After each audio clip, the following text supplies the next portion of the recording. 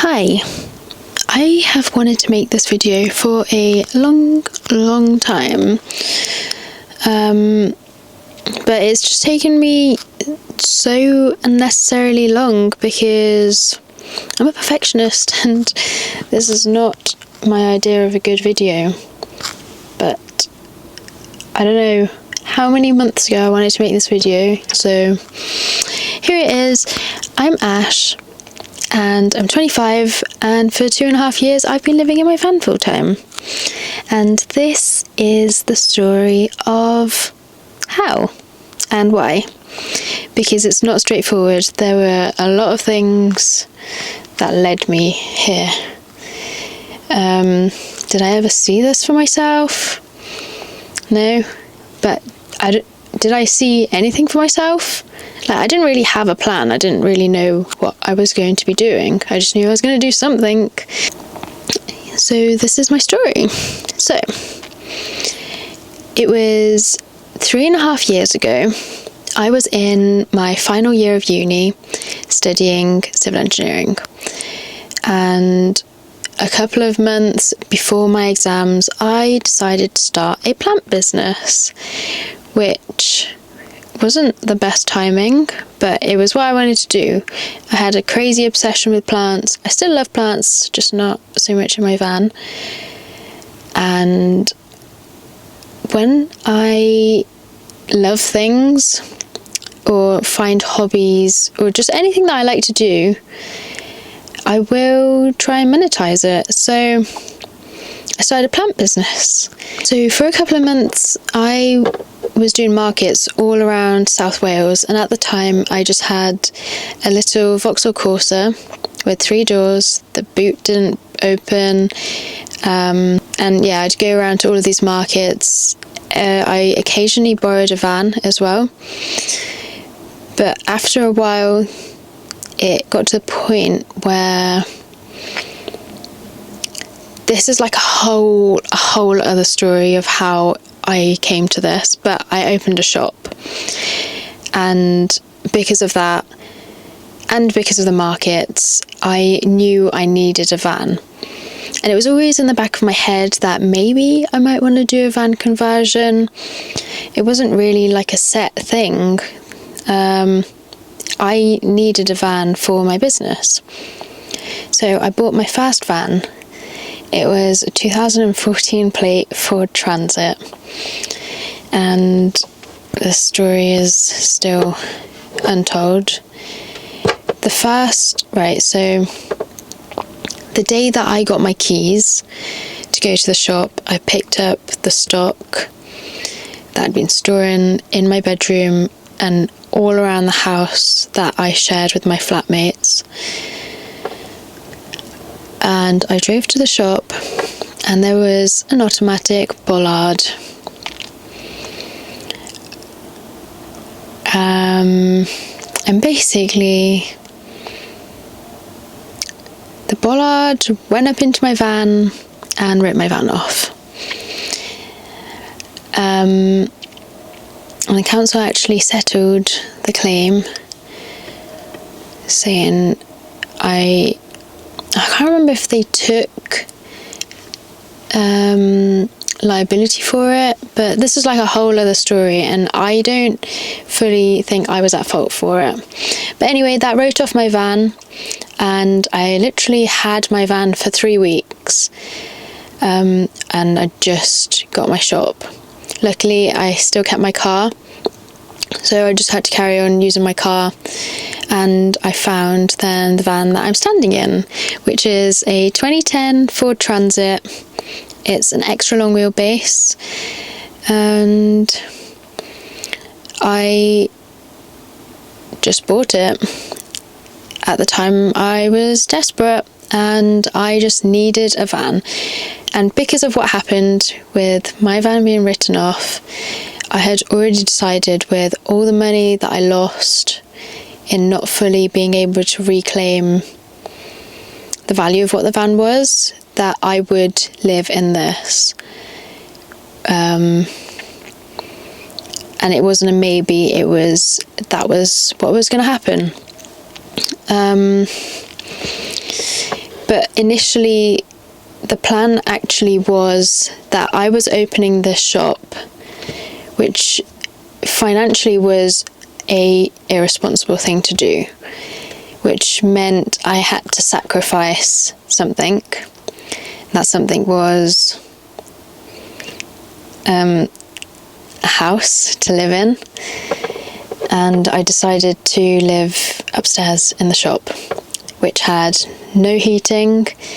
There was no shower, no kitchen, just a toilet. And yeah, it was actually quite awful. I just made a really makeshift bed with a sheet of plywood, which was raised off the ground with these little crates. And I didn't have a mattress, but I had my old mattress topper from my uni house. So I just slept on that for a year pretty much. But the intention was that I would convert my van in the evenings whilst running my shop in the day. And I really thought that I would do it in a month, but that is not what happened. We're now 3.5 years into me having my van, and it is still not finished. There are key things that I really need and I still haven't done. Like, I don't have water.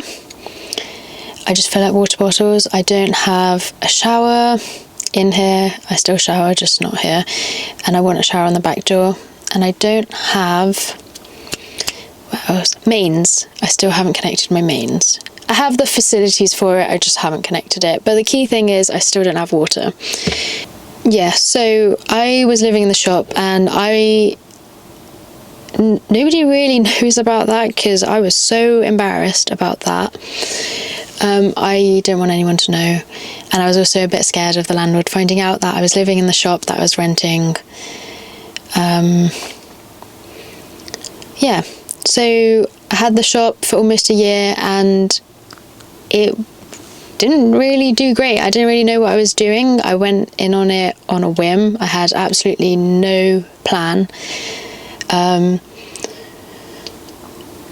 And the shop covered the shop's expenses, but the shop didn't cover my expenses,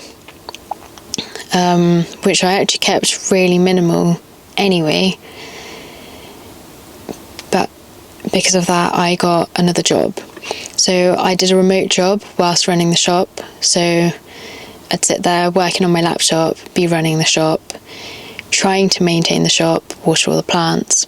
And then in the evenings, I would go to my van and do a little bit of work on it in the pitch black with the door shut, because I didn't want anyone to know I was in here.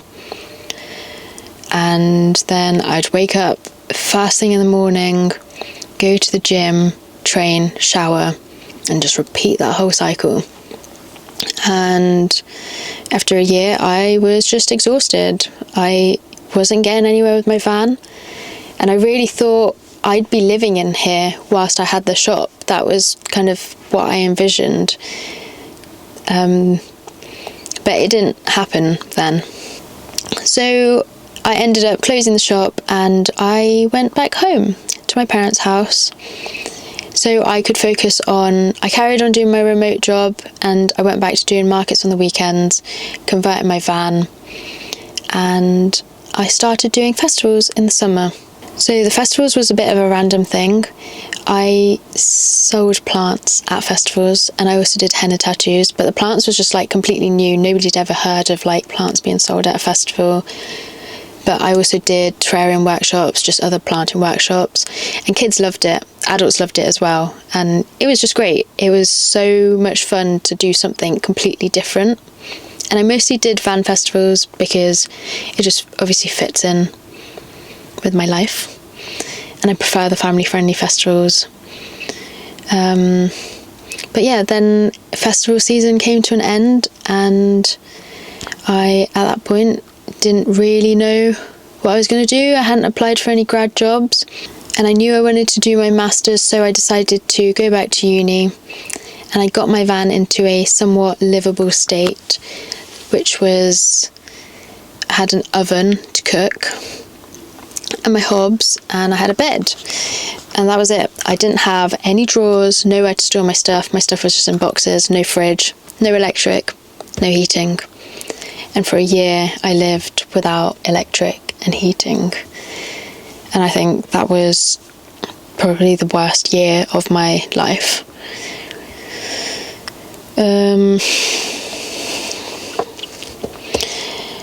And then I was at uni doing my masters in structural engineering, and in the evenings I would go back to my van and carry on converting my van in the evenings. But I would be in here cutting wood, there'd be sawdust everywhere, and with the door shut, because there was nowhere discreet that I could find to park and work on it, and I was just too embarrassed to leave the doors open and do work on it. And the one time I did leave the doors open, a guy from the council saw some rubbish and just blamed me for it, when it wasn't me, because I'm actually just a tidy person. And I just know that people just blame people that live in vans on mess, when half the time it isn't actually them.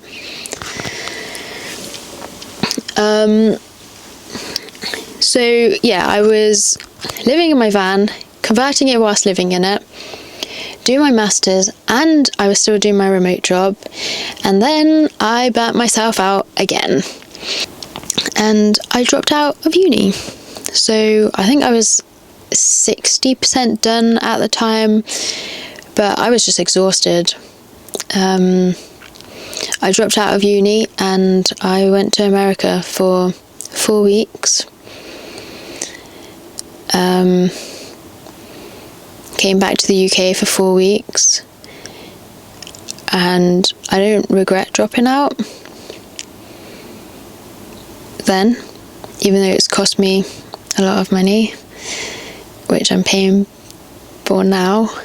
I came back to the UK for 4 weeks, and then I went back to America for another 6 weeks, and that time in America was the best time. I paid for my plane ticket, and then I didn't really have any other plans, and America is expensive. I slept in cars, on people's floors, in hostels, just anywhere that didn't cost me a fortune. And some nights I just didn't sleep, I'd just walk around all night, just so I didn't have to pay to sleep somewhere. And then we come to September 2024. I came back to the UK. Oh, we're out of storage. And I came back to the UK and I started my grad job in civil engineering. So I had dropped out of my masters, I started my grad job, and then I also decided that actually I want to finish my masters that I pretty much halfway got through. So since September 2024, I've been working full time. I have been studying a master's full time, and I've been living in a van, which is still not finished. And I don't really know where I'm going with this video. There's just so much I could say about this that I don't really know where to start. And then it was January 2025 where I posted my first Instagram video about van life, after hiding it for over 2 years because I've been so embarrassed about living the life that I want to live. Like, I didn't want anybody to know how I lived or why I lived like this, or I just didn't want to have to justify me living in a van. But I've always wanted to make van life content. I've just always wanted to make content in general. And then I just decided that I just didn't really care what anyone thought, because I am actually just doing what I want to do. So why should I let other people's opinions bother me? Especially other people's opinions on the internet, when I don't know who you are. Like, why would I let that bother me? It just shouldn't. It shouldn't. So yeah, and here we are, and now I'm making a YouTube video on how I ended up living in my van, and it wasn't really a straightforward road. But I've been living in it for 2.5 years now. Is it easy? The answer to that is so subjective. I don't know how to answer it. I'd say for the average person, no, it's not easy. Is it easy for me? I'd say, yeah, it's relatively easy. There's a lot of things that are really inconvenient. There's a lot of things that are inconvenient, but I wouldn't say they're hard. It's just like inconvenient that I don't have a shower, and it's inconvenient that I have to go and fill up water bottles, and it's inconvenient that I don't have my own toilet. Is it hard? I'd say no. I'd just say all of the things about living in a van are just inconvenient, but they're not hard, and obviously that's subjective. Everyone's idea of hard is like completely different.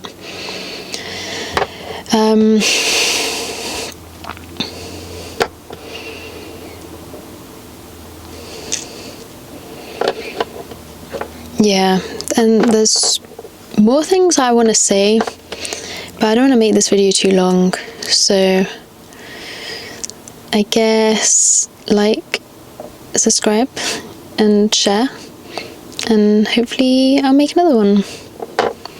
So bye for now.